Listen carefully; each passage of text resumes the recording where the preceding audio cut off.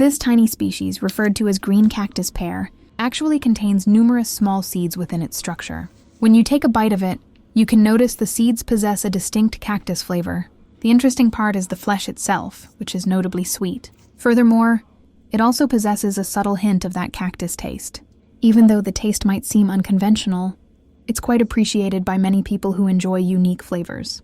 In conclusion, green cactus pear offers a one-of-a-kind experience in the sense that it combines both sweetness and cactus taste in one bite. It's definitely worth a try if you're curious about uncommon fruits or vegetables.